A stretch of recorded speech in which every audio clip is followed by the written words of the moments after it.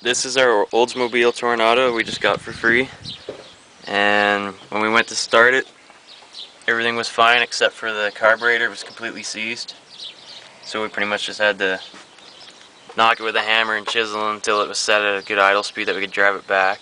So just took it off and soaked it in a bucket of gas for a while, and then used a lot of WD-40 and just tried to move it, and eventually it gave way, so now it works fine. So we're just going to install it back on and hope everything works fine.